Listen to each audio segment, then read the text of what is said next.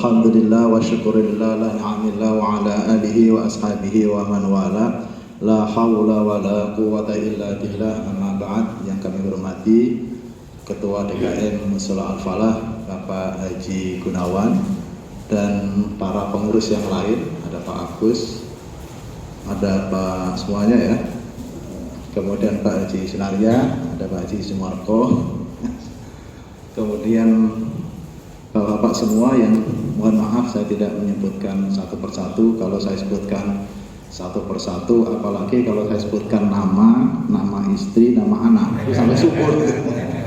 Apalagi kalau istrinya lebih dari 2. Pokoknya mohon maaf saya tidak menyebutkan secara lengkap, tapi tidak mengurangi taklim saya. Bapak-bapak yang kami hormati,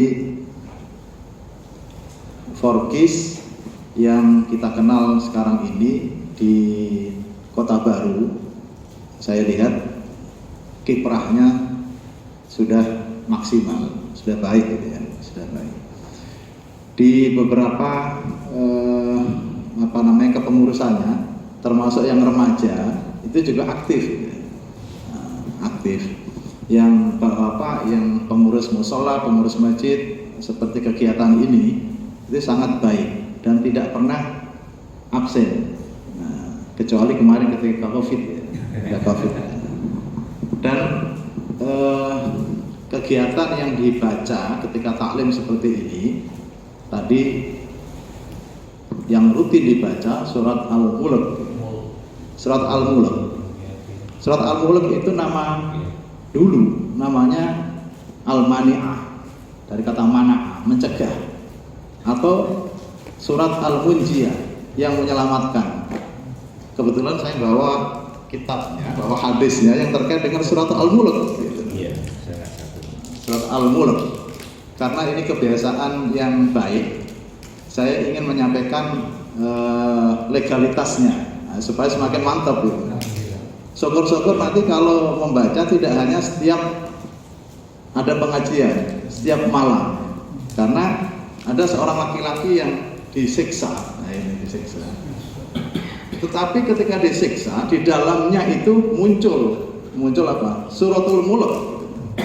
Disitulah terjadi perdebatan antara surat Al-Mulk dengan malaikat. Ketika menyiksa, di dalamnya ada saya. Gitu. Jadi malaikat pusing. Gitu.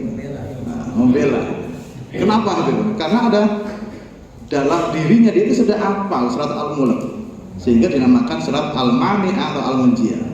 Nah ini beberapa hadis, karena kadang kalau saya cerita seperti ini ada yang nanya, memang ada dalilnya. Ada dalil, ada gitu. Kalau nggak ada ya mungkin harus baca banyak. Nah kitab yang sering saya baca, yang sering saya bawa, yang saya tulis di flyer itu Al-Matjar Ar-Robih, dari kata tijarah kan dagangan ya, atau Al-Matjar Ar-Robih. Robih itu yang menguntungkan, menggembirakan. Maka kalau membaca kitab ini kita selalu senyum, hidup kita penuh optimisme.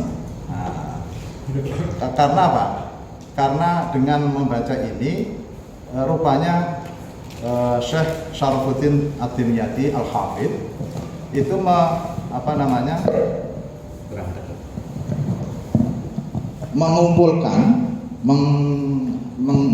mengumpulkan beberapa hadis yang memang dibutuhkan, bukan hanya saat itu tapi juga masa-masa sekarang. Di antara hadis yang mendukung tentang apa yang saya sampaikan tadi itu diriwayatkan oleh Abu Hurairah. An Abi Hurairah radhiyallahu anhu anin Nabi sallallahu alaihi wasallam qala in suratan fil Qur'ani 30 ayatan. Maka tadi saya mau ngecek Quran tadi itu karena di sini hadisnya 30 ayat. Apakah benar surat Al-Mulk 30 ayat? Ya. Nah, benar kan? Nah, maka saya tadi mengecek, cross check. Kalau saya mendengar ceramah dari siapapun yang saya anggap berkualitas, saya tidak hanya mendengar, tapi saya cek supaya ketika saya melafalkan itu tidak salah, apalagi sampai merubah arti. Salah satu ayatan syafi'at li rajulin hatta ghufira lahu wa hiya tabarakalladzi biyadihil mulk. Di dalam surat Al-Qur'an ada satu surat yang berjumlah 30 ayat. Kemudian surat itu memberikan syafaat kepada seseorang sampai dia diampuni, yaitu surat tidak disebutkan surat Al-Mulk tapi wa hiya tabarakalladzi biyadihil mulk. Ini satu. Nah, ini ada beberapa hadis banyak ya. An Abdullah ibn Mas'ud. Abdullah ibn Mas'ud itu seorang sahabat yang di antara sahabat, deretan sahabat yang paling fasih bacaannya selain Abu Bakar, Umar, Ali, Utsman, kemudian Abdullah ibn Mas'ud. Abdullah ibn Mas'ud itu orangnya tidak terlalu besar, kecil orangnya. Tidak terlalu besar, orangnya kecil. Nah, kenapa saya mengatakan ini? Karena seorang penghafal Quran, seorang ulama besar di Kudus yang sering saya ceritakan ketika taklim itu namanya Mbah Kiai Haji Arwani Amin. Beliau itu muridnya Mbah Kiai Munawir Krapyak. Jadi Mbah Kiai Munawir Krapyak itu yang sekarang punya pesantren Krapyak, itu ahli Quran di Indonesia. Nah, di antara muridnya Mbah Kiai Arwani kalau di Kudus. Kemudian kalau di Bantul namanya Mbah Kiai Nawawi. Mbah Kiai Nawawi pesantren An-Nur namanya, Ngerukem, terkenal Ngerukem. Mbah Kiai Nawawi itu punya anak, punya putri, kemudian nikah dengan kiai namanya Kiai Abdul Haris, punya pesantren Darul Quran wal Irsyad. Anak pertama saya pondokkan di situ. Nah, kemudian di antara muridnya Mbah Kiai Munawir Krapyak selain Kiai Nawawi adalah Mbah Kiai Arwani, punya pesantren namanya Yambu'ul Quran, punya putra namanya Gus Ulil dan Gus Ulin, Ulin Nuha dan Ulin Albab, punya anak perempuan, kemudian nikah dengan seorang yang disebut namanya Gus Faiz. Anak kedua saya pondokkan di situ. Jadi tunggal guru istilahnya, walaupun tidak sama. Kemudian di sini yang rencana mau ada imam namanya Mi'ad Mitun gitu ya. Kemudian siapa lagi itu? Abi Sofyan itu punya guru tahfidz Quran. Dia punya sanad ke Kudus sebagai Arwani. Jadi nyambung. Selain yang gurunya Ustaz Mi'ad itu punya sanad dari dari Mekah, tapi juga punya sanad ke Mbah Arwani. Jadi kumpul semua, maka bacaannya bagus. Nah, kalau dari Krapyak itu bacaannya bagus. Nah, kenapa saya bicara seperti ini? Menyangkut tadi Abdullah ibn Mas'ud, Mbah Arwani itu punya guru Mbah Munawir, itu sampai guru-gurunya yang ke-28 itu namanya Syekh Asim, termasuk Qiraah Sab'ah, itu Imam Asim. Imam Asim punya guru namanya Abu Abdurrahman bin Habib. Abu Abdurrahman bin Habib ini punya guru banyak. Abu Bakar, Utsman, Ali, Zaid bin Thabit dan Abdullah ibn Mas'ud. Nah, sering kali saya mengatakan bahwa sanad keilmuan di dalam pelajaran-pelajaran agama itu penting. Karena apa? Menunjukkan bahwa apa yang kita pelajari itu tidak berhenti hanya membaca saja, tapi punya riwayat, punya silsilah keilmuan sehingga bisa dipertanggungjawabkan. Sehingga Abdullah ibn Mas'ud yang meriwayatkan hadis ini radhiyallahu anhu qala man qara'a tabarakalladzi biyadihil mulk kullalailatin. Nah, kullalailatin. Orang yang membaca tabarakalladzi biyadihil mulk setiap malam, mana'ahu Allahu azza wa jalla biha min adzabil qabri. Allah akan mencegah orang tersebut untuk disiksa ketika dikubur kalau dibaca setiap malam. Nah, sebelum tidur pokoknya setiap malam bacalah itu setiap malam. Wa kunna fi ahdi Rasulillah sallallahu alaihi wasallam nusammiha al-mani'ata. Kalau dulu para sahabat zaman Nabi itu menamakan tabarakal itu surat al-mani'ah. Kenapa mani'ah? Mencegah dari azab kubur, dari siksa kubur. Kalau tidak percaya enggak boleh, ini hadis harus percaya. Nah, itu antara lain motivasi kita, saya terutama, tradisi yang dilakukan oleh teman-teman Forkis itu sudah baik. Akan lebih baik kalau dibaca setiap malam. Kalau surat Al-Mulk ini kan banyak yang hafal. Nah, itu hafal terus, dibaca terus setiap malam. Nanti di kuburan tidak disiksa oleh malaikat karena di dalamnya ada suratul Mulk. Tapi syaratnya hafal dan dibaca setiap malam. Nah, ini kita tadi permulaan kita awali taklim kita ini dengan bacaan suratul Fatihah. Kita hadiahkan kepada guru-guru kita, kepada orang-orang yang berjasa, terutama yang membangun musola ini. Kemudian yang kedua kita hadiahkan kepada penulis kitab Al-Mazhar Ar-Rabih, Syekh Syarfuddin Ad-Dimyati Al-Hafidh. Kemudian yang akan saya baca ini Syarah Nasaihul Ibad yang dikarang oleh Syekh Muhammad Nawawi Al-Bantani, dan kitab matannya ditulis oleh Ibnu Hajar Al-Asqalani. Dan kita semua mudah-mudahan kita diberi kesehatan, manfaat hidup kita, berkah hidup kita. Ala hadhihi niyyah wa ala kulli niyatin shalihah. Al-Fatihah. A'udzu billahi minasyaitonir rajim. Bismillahirrahmanirrahim. Alhamdulillahirabbil alamin arrahmanir rahim maliki yaumiddin. Iyyaka na'budu wa iyyaka nasta'in. Shiratal mustaqim. Shiratal ladzina an'amta 'alaihim ghairil maghdubi 'alaihim waladdallin. Amin. Saya baca beberapa makalah ya, beberapa makalah saja yang terkait dengan kajian ini.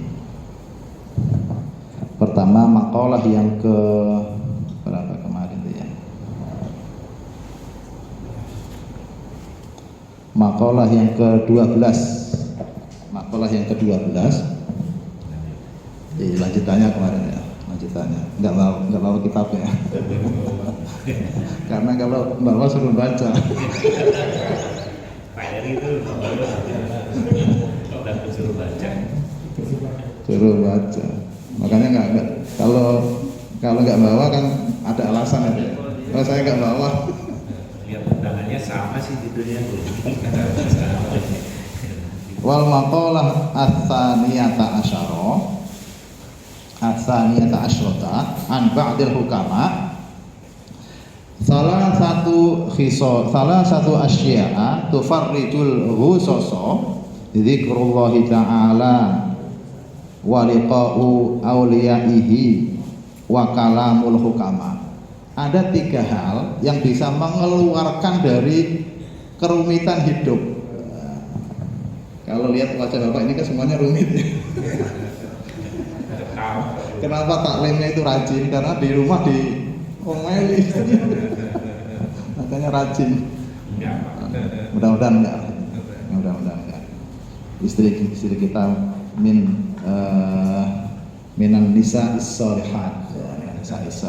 Kalau toh ada yang diomeli itu karena kita terlalu bandel gitu ya. Ada 3 hal yang bisa mengeluarkan dari kerumitan hidup.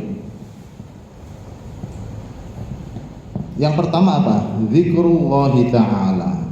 Zikir kepada Allah. Zikir kepada Allah yang populer itu kan kalau pada sholat kan subhanallah, kemudian alhamdulillah, la ilaha illallah, terus gitu kan. Baca itu diantara yang bisa mengeluarkan kerumitan hidup kita. Masalah apapun itu bisa hilang dengan zikir, tapi dengan cara zikir yang diajarkan oleh guru-guru kita. Yang kedua, waliqa'u awliyaihi. Nah, bertemu wali-walinya Allah, bertemu kepada orang-orang alim, bertemu dengan orang-orang sholihin, itu diantaranya bisa mengeluarkan kita dari permasalahan rumitnya hidup. kalau beberapa waktu yang lalu saya dengan teman-teman itu datang ke taklimnya Habib Lutfi di Pekalongan. Kalau kita lihat wajahnya, wajah beliau itu bukan hanya jernih, tetapi wajahnya itu mengajak orang untuk taat kepada Tuhan, kepada Allah itu Habib Lutfi.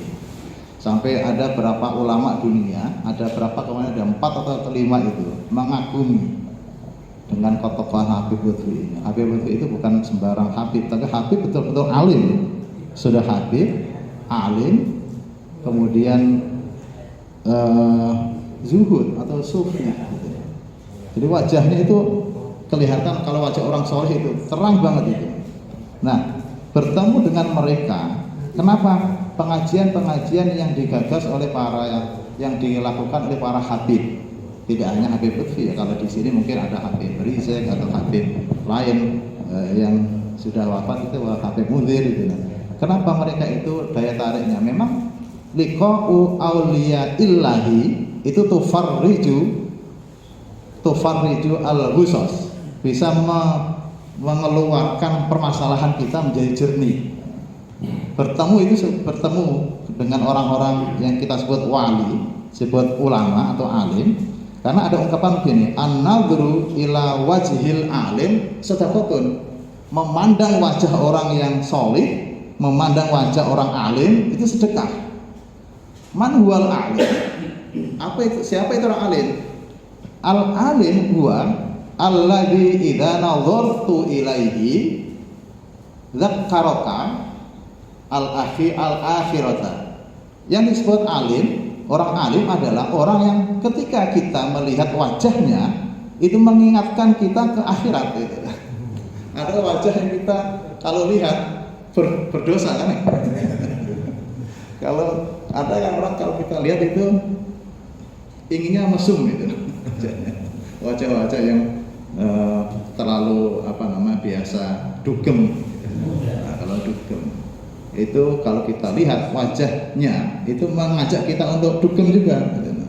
Nah, kalau orang seperti Habib Lutfi, masya Allah, yang datang itu Pak bukan hanya ribuan, bisa 10.000, karena lebar jalan itu sampai 10 meter, kemudian panjangnya itu bisa 100 bukan 100 sampai 700 bahkan 1 kilo itu penuh dengan manusia dan datang dari berbagai belahan kota di Jawa, bahkan ada yang dari Sumatera, dari Kalimantan. Nah, ini pengajian itu setiap selapanan, kalau tidak salah tanggal 14 10 ya, 10 atau 14 itu. Itu kalau rombongan kemarin ada rombongan anak muda dari Sentul itu. Dari Sentul, anak muda itu. Jadi kalau dari kelompok dari Forkis, rame-rame berangkat setelah duhur, nyampe sana sore sambil makan sate kambing muda. Wah, yang enak.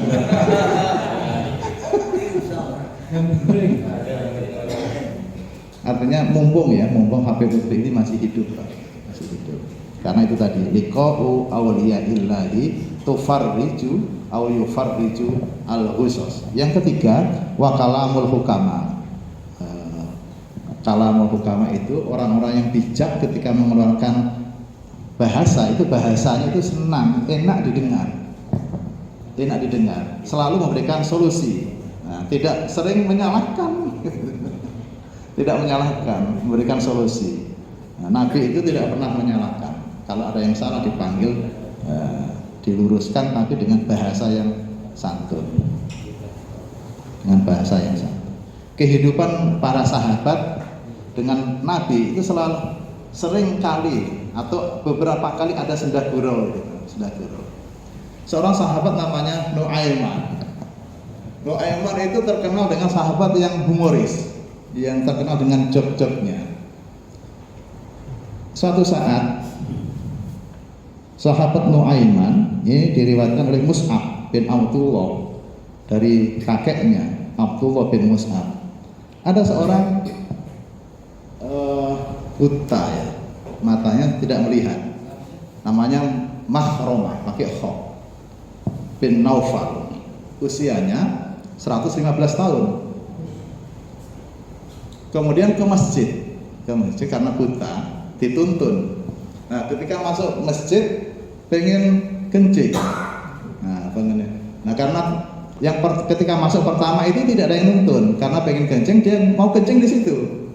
Karena masjid saat itu kan belum ada keramiknya kan, mau kencing, sahabat yang lain bilang, ini masjid, gitu. Akhirnya dituntun oleh sahabat Nuaiman, dituntun agak jauh. Nah, kemudian dia kencing di situ. Ternyata Nuaiman ini ngerjain, gitu.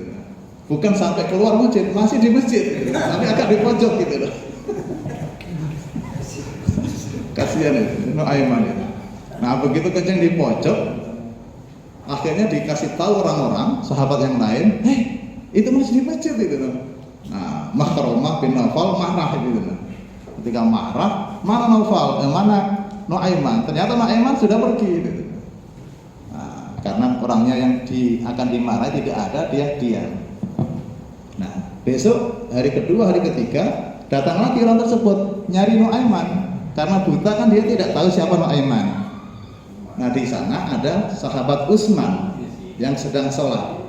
Sahabat Utsman kalau sholat walaupun yang lain berisik itu tidak terpengaruh, khusyuk orangnya itu. Sahabat Utsman.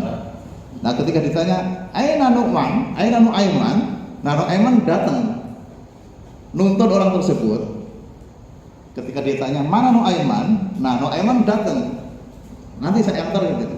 Nah, ketika diantar di depan sahabat Utsman. Nah, orang buta tadi sudah marah, sudah megang tongkatnya, itu depanmu katanya, langsung dipukul semuanya. Begitu lucunya itu. Akhirnya rame sampai didengar oleh Rasul. Apa Nabi sikapnya? Senyum gitu. Senyum.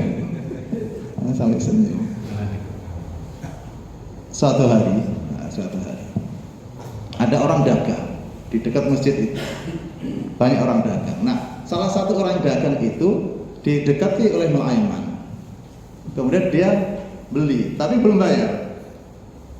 Barangnya tadi itu diantarkan ke depan di hadapan Rasul. Rasul nanya, "Apakah ini hadiah darimu?" Gitu. "Oh iya," gitu. Sudah dimakan Rasul kan. Yang dagang ngejar Nabi itu. Bayar dulu. Nah, Nabi kaget. Kok belum dibayar gitu. Nah, akhirnya sahabat yang lain baru rebutan bayar. Begitulah Nabi ketika mendengar nama Nuaiman itu sampai tersenyum. Ya tabassam. Ya betul gigi gerahamnya itu. Kalau lihat perilaku Nuaiman itu Nabi selalu senyum gitu.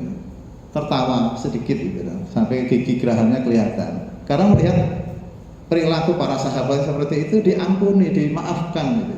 Karena itu menjadi penggembira. Penggembira. Kalau kita misalnya di rumah sudah ada masalah, di tempat kerja ada masalah, kalau di pengajian ceritanya kok tentang siksa terus. Kapan senangnya? Akhirnya pengajian itu menjadi problem kan gitu. Menjadi problem. Jangan seperti itu. Cari yang gembira-gembira itu. Gembira tapi ada referensinya. Ini saya baca ada 3 hal tentang Nuaiman tadi. Karena itu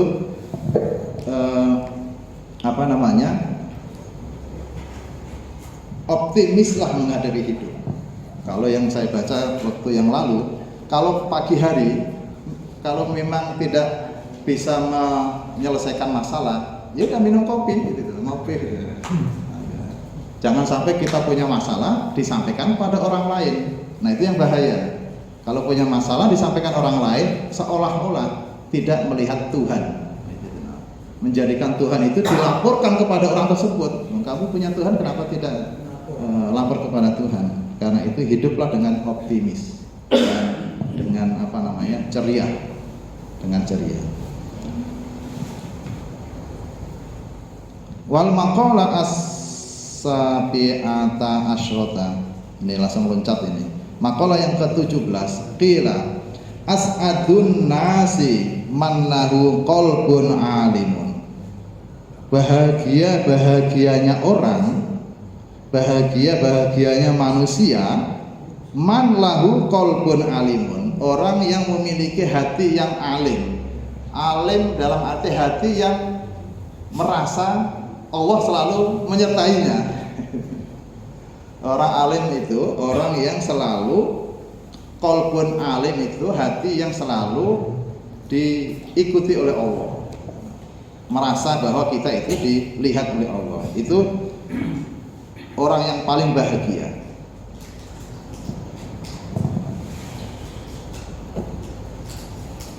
Wa badanun sabirun, anggota tubuh yang sabar. Anggota tubuh yang sabar. Sabarnya anggota tubuh itu kalau misalnya baca Al-Mulk sabar, kemudian sholat ya sabar. Jangan baru 3 rakaat sudah keluar gitu, batal gitu. Kalau mau wiridan ya wiridan, kalau tidak ya tidak. Artinya anggota badan sabar dalam arti taat di dalam sabar di dalam menjalankan perintah Allah dengan kesempurnaannya. Yang terakhir yang terkait dengan as'adun nasi tadi itu, saya agak wa qana'atun bima fil yadi, menerima pembagian yang telah diberikan Allah kepadanya. Kita saat ini misalnya ada yang masih 50, ada yang 40, 50, 60, 70 sudah diberikan rezeki. Nah, itu kita terima apa adanya.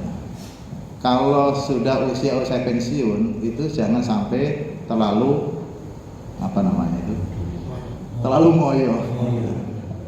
Terimalah karena usia produktif kita sudah selesai. Kita dekatkan diri kepada Sang Pencipta. Kalau masih usia 30, 25, 40, kejar dunia nggak apa-apa, tapi jangan lupa akhirat. Sehingga ketika usia-usia seperti ya usia 40, 50, 60, nikmati hidup itu senikmat-nikmatnya.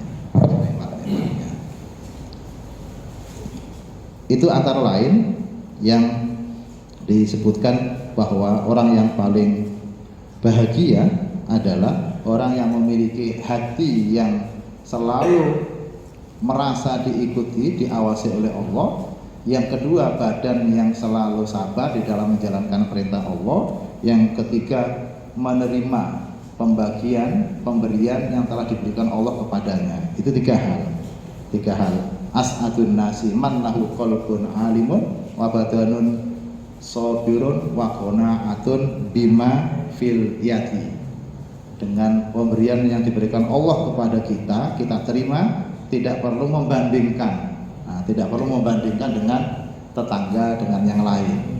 Karena kita punya kelebihan, kita punya kekurangan yang tidak sama dengan orang lain. Dia rezekinya banyak, ya alhamdulillah rezekinya banyak. Artinya kalau kita mensikapi bahwa dia rezekinya banyak berarti tidak sampai utang kepada kita. Gitu. Kalau dia rezekinya sedikit, ya kita harus berbagi terhadap tetangga tersebut. Kalau itu kita nikmati, kita lakukan dengan sebaik-baiknya, insya Allah kehidupan kita, terutama di dalam bertetangga itu nikmat. Tidak perlu iri, tidak perlu hasad terhadap orang lain. Satu lagi,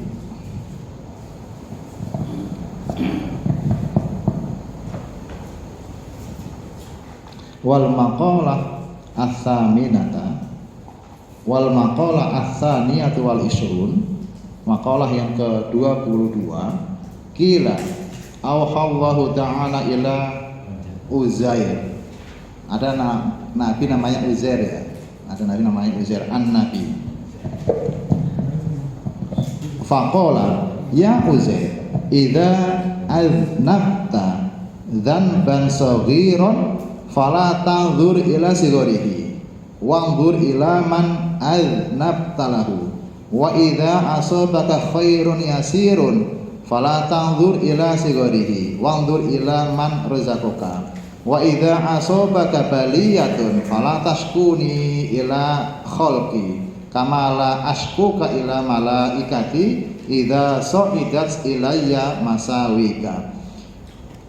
Nabi Uzair pernah disampaikan kepada Nabi Uzair, ya Uzair, jika engkau melakukan dosa kecil, jangan melihat kecilnya dosa, tapi lihatlah siapa yang engkau berdosa, kepada siapa engkau berdosa. kalau engkau berbuat dosa kecil, jangan lihat kecilnya dosa, tapi lihatlah kepada siapa engkau berdosa. Kemudian yang kedua, jika engkau mendapatkan kebaikan walaupun kecil, jangan dilihat kecilnya kebaikan, tapi lihatlah siapa yang memberi kebaikan.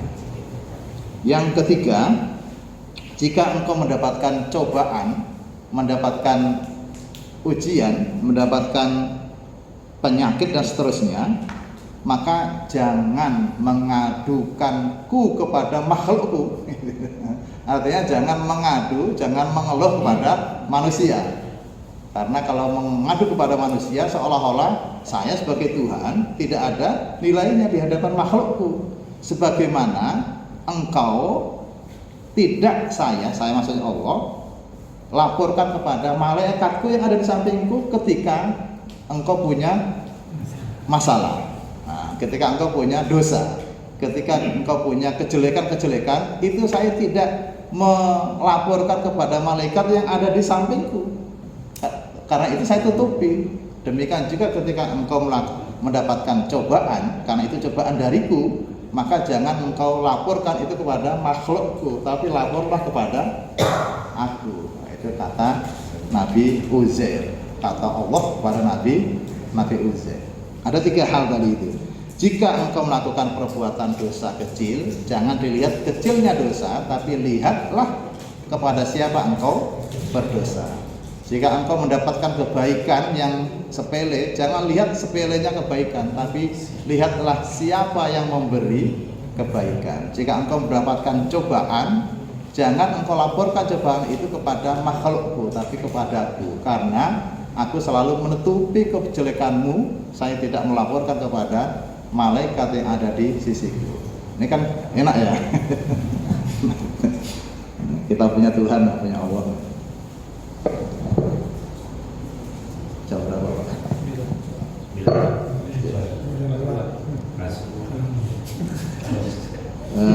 Baik, saya baca hadis yang terkait dengan alim tadi itu ya, terkait dengan alim. Kenapa pentingnya kita bertemu kepada orang alim? Selain hadis tadi itu, selain makalah yang keberapa tadi itu, yang bisa mengeluarkan permasalahan rumitnya hidup, diantaranya adalah bertemu dengan orang alim. Nah, kenapa orang alim begitu hebatnya?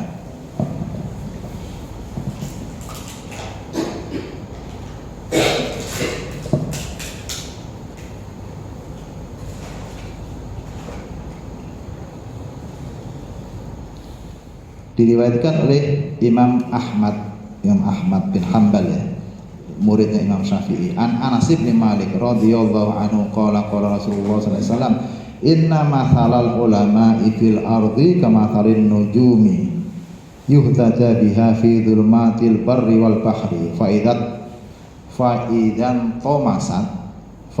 tomasat an nujumu aw syaka antadillal huda. Yang kedua, an Abi Umamah radhiyallahu anhu qala dzukira Rasulullah sallallahu alaihi wasallam rajulan ahaduhuma abidun wal akharu alimun faqala Rasulullah sallallahu alaihi wasallam fadlul alim 'alal abid ka fadli 'ala adnakum. Ada 2 orang. Nah, disampaikan kepada Rasul ada 2 orang. Satu ahli ibadah yang benar ya, bukan ibadah yang salah, ibadah yang benar. Yang kedua orang alim. Nah, ada 2 orang yang dihadapkan pada Rasul. Yang satu ahli ibadah, yang satu orang alim. Kata Rasul bagaimana?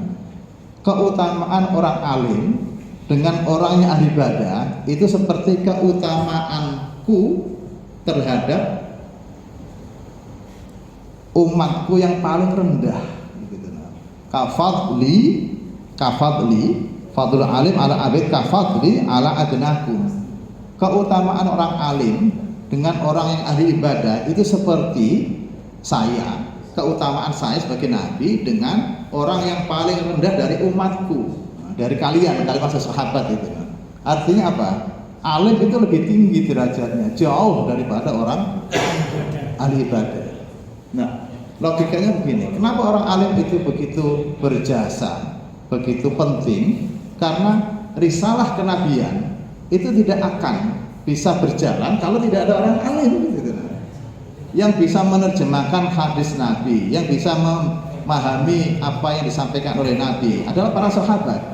Nah, para sahabat ketika sudah wafat, siapa yang bisa melanjutkan risalah kenabian? Tentu para tabi'in yang masih hidup pada masa sahabat. Nah, para tabi'in sudah meninggal, para tabi'in, akhirnya para ulama-ulama sekarang ini. Nah, sehingga kalau tadi disebut ulama itu siapa? Orang yang kalau kita melihat wajahnya mengingatkan kita kepada akhirat, itu ulama, itu ciri-cirinya itu. Kalau kita melihat wajah kok tidak mengingatkan kita kepada akhirat, itu bukan ulama. Maka wajah ulama itu wajahnya itu ya terang, wajahnya itu jernih, bersih gitu, bersih. Tanda-tanda orang alim itu, tanda-tanda alim. Satu lagi ya.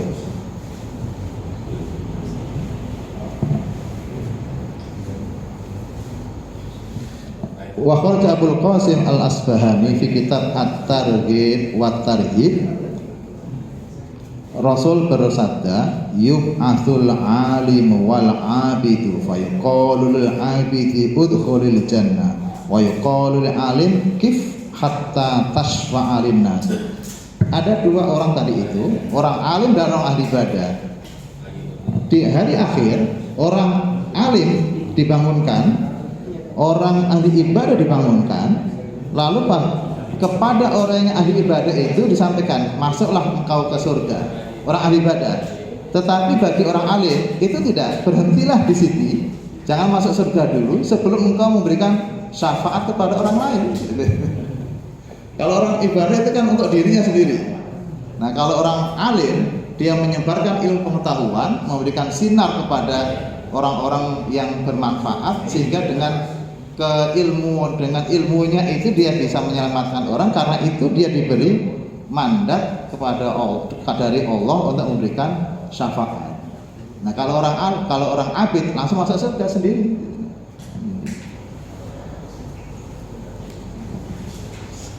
Yang terakhir di antara sahabat Nabi yang alim adalah Ali bin Abi Thalib. Ali bin Abi Thalib itu disebut apa? Babul ilmi, itu ilmu pengetahuan. Ada satu kitab yang isinya adalah kata mutiara yang berasal dari Ali bin Abi Thalib, namanya Nahjul Balagha. Itu kalau di kalangan mahasiswa sastra Arab itu dikaji. Nah, di antara wiridan ya, yang sering dilakukan oleh Imam Ali, teksnya begini: kafani izzan antakuna li robban. Ada tiga hal. Kafani izzan antakuna li robban. Yang kedua, wa kafani fakhran an akuna laka abdan anta kama urid faj'alni kama turid. Ya Allah, kafani izzan, telah cukup sebagai kemuliaan, sebagai kehormatan. Saya menjadi orang terhormat jika engkau menjadi Tuhanku. Kemudian yang kedua, saya menjadi bangga jika aku menjadi hamba-Mu. Karena itu engkaulah yang kami atau saya kehendaki. Karena itu jadikanlah saya bisa mengikuti kehendak-Mu. Itu wiridannya Imam Ali. Kalau kita kan doanya banyak. Imam Ali cuma tiga itu. Allahumma kafani izzan antakuna li robban wa kafani fakhran an akuna laka abdan anta kama urid faj'alni kama turid. Engkau tujuanku, keinginanku, karena itu jadikanlah saya bisa mengikuti perintahmu. Nah, itu beberapa ungkapan yang ada dalam Nahjul Balagha yang dikemukakan oleh Imam Ali. Kesimpulannya pada malam hari ini ada hal-hal yang bisa menjadikan kita terang benderang, bisa menyelesaikan masalah-masalah, tiga hal tadi itu, zikir kepada Allah, bertemu kepada wali atau alim atau sholihin, yang ketiga kalam para orang-orang yang bijak. Nah, di antara kalamul bijak adalah kalam Ali bin Abi Thalib dalam kitab Nahjul Balagha. Demikian yang bisa saya sampaikan. Jika ada hal-hal yang ingin disampaikan, nanti bisa diskusi. Kurang lebihnya mohon maaf. Assalamualaikum warahmatullahi wabarakatuh.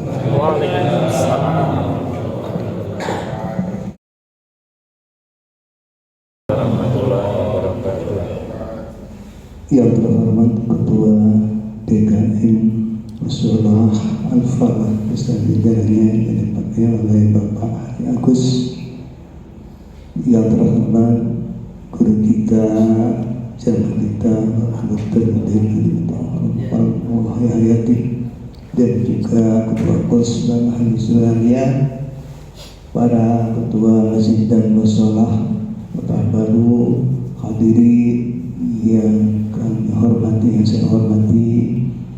Alhamdulillah kita telah mendengar bersama apa yang dijelaskan oleh guru kita Dr. Ali. InsyaAllah apa yang disampaikan dan langsung menjalankan ibadah kepada Allah Subhanahu wa Ta'ala. Untuk itu mari kita sama-sama berdoa kepada Allah Subhanahu wa Ta'ala. Kita sebentar lagi akan masuk di bulan suci Ramadan. Kita sama-sama berdoa kepada Allah Subhanahu wa Ta'ala, Allah berikan sehat jasmani rohani kita ibadah kepada Allah Subhanahu wa Ta'ala. InsyaAllah kita semua dapat dengan masuk di bulan suci Ramadan yang bulan penuh segala berlipat ganda pahala. InsyaAllah kita semua dalam doa Allah Subhanahu wa Ta'ala. Kita awali doa kita membaca Al-Fatihah. Kita sama-sama berdoa apa yang sudah dikabul Allah Subhanahu wa Ta'ala.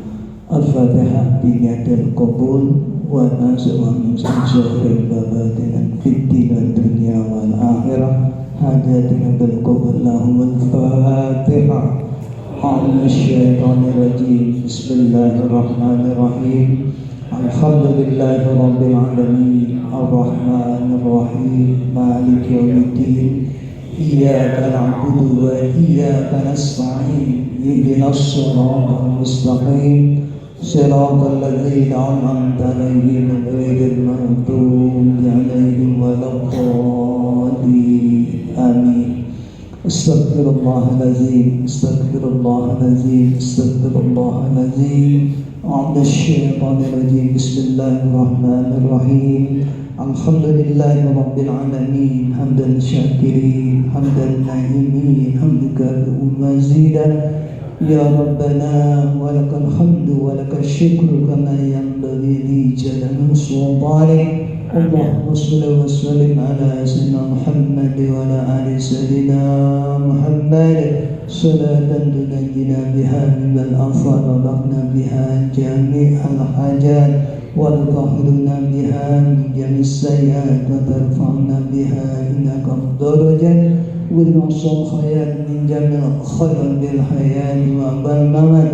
اللهم اغفر لنا ذنوبنا ولوالدينا وارحمهم كما ربونا صغارا ولجدنا ولجدتنا ولوالدينا ولأستاذنا ولجميع المسلمين والمسلمات والمؤمنين والمؤمنات الأحياء منهم والأموات. يا الله خالق الكريم اسم ربنا العظيم نسألك موجبات رحمتك ونعم مغفرتك والسلام والاسم والغنيمة والفوز بالجنة والنعيم والأرواح والعزة. ربنا ظلمنا أنفسنا وإن لم تغفر لنا وترحمنا ونكون من الخاسرين. اللهم ربنا خلقتنا ونحن على نهدك ونهدك واستعوذ بك فاغفر لنا إلى عنا. ربنا هب لنا من أزواجنا وذريتنا قرة متقين إماما. ربنا تقبل منا إنك أنت العليم وتب علينا إنك أنت التواب الرحيم. اللهم بارك لنا في الشهر صفر وبلغنا رمضان. ربنا آتنا من لدنك رحمة وهيئ لنا من أمرنا رشدا. ربنا لا تزغ قلوبنا بعد إذ هديتنا وهب لنا إنك أنت الوهاب ربنا لا تجعلنا إن نسينا أو أخطأنا ربنا ولا تحمل علينا إصرا كما حملته على الذين من قبلنا ربنا ولا تحملنا ما لا طاقة لنا به واعف عنا واغفر لنا وارحمنا أنت مولانا فانصرنا على القوم الكافرين اللهم إنا نحج بالبلاء ولك السقى والسير القضاء والعداء ربنا آتنا من رحمة وهيئ لنا من أمرنا رشدا ربنا آتنا في الدنيا حسنة وفي الآخرة حسنة وقنا عذاب النار وادخل المغفرة عزيز يا غفار يا رب العالمين وصلى الله على سيدنا محمد أجمعين بعزة عما يصفون وسلام على المرسلين والحمد لله رب العالمين. Assalamualaikum warahmatullahi wabarakatuh. Waalaikumsalam.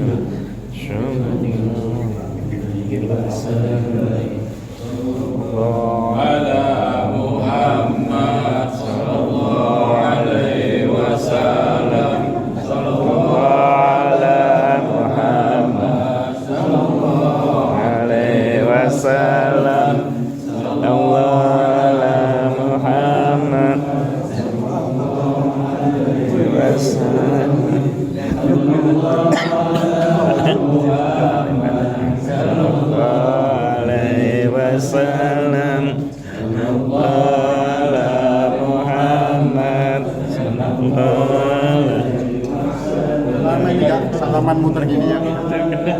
Muhammad. Malam kan datang.